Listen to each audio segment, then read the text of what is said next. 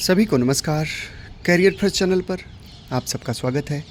Dictation लिखने के लिए तैयार रहें। Ready start.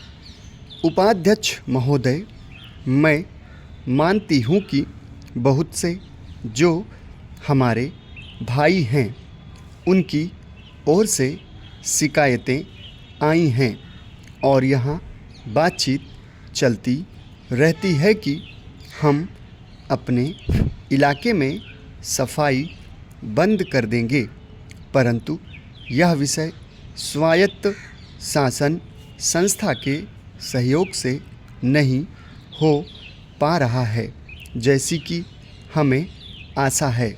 और मैं समझती हूँ कि राजनैतिक दल स्वास्थ्य के विषय में ध्यान रखते हैं क्योंकि यह मानवता के लिए बहुत आवश्यक है और इसमें राजनीति का कोई रंग नहीं आना चाहिए, ऐसी मेरी आशा है।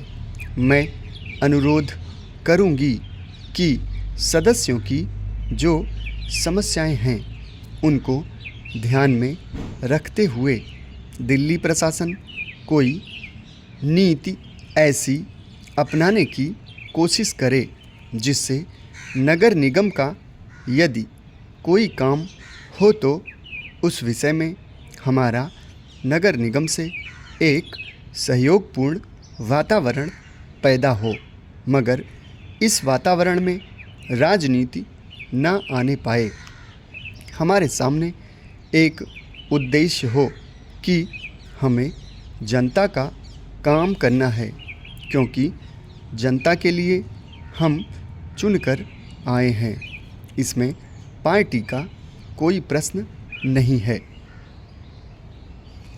दूसरी बात, मैं यह कहना चाहता हूं कि अनाथ बच्चों के लिए जो इस बजट में प्रावधान किया गया है कि उनके लिए केंद्र बनाए जाएंगे, तो मैं समझती हूं कि इन केंद्रों के साथ साथ बेसहारा महिलाओं के लिए जो कि समाज से तिरस्कृत हैं, ऐसी महिलाओं के लिए जगह जगह इस प्रकार के केंद्र खुलने चाहिए जहां उन्हें रोजगार सिखाया जाए और साथ ही साथ आर्थिक रूप से स्वतंत्र बनाने की तरफ भी प्रयत्न किया जाए। इस विषय में मेरा एक सुझाव है कि जो बच्चे अनाथ हैं, जो बेसहारा महिलाएं हैं, उनकी तरफ हमारी पूरी कोशिश होनी चाहिए कि जो अनाथ बच्चे हैं, जो समाज से तिरस्कृत हैं, जिनको अवहेलना की दृष्टि से देखा जाता है, उनके लिए केंद्र बनाए जाएं और उन केंद्रों में वह अधिकारी रखे जाएं जिनके संरक्षण में वह कार्य सीखें, पढ़ें, लिखें।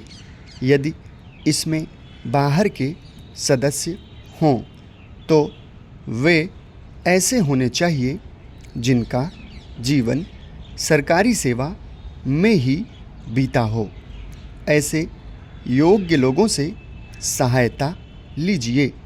यदि इसमें असामाजिक तत्व घुस गए तो फिर हमारा पैसा ऐसे ही खर्च हो जाएगा और जो नीति हमने बनाई है वह असफल हो जाएगी, जिसका परिणाम यह होगा कि हम उस नीति को कार्य रूप में परिणत नहीं कर सकेंगे।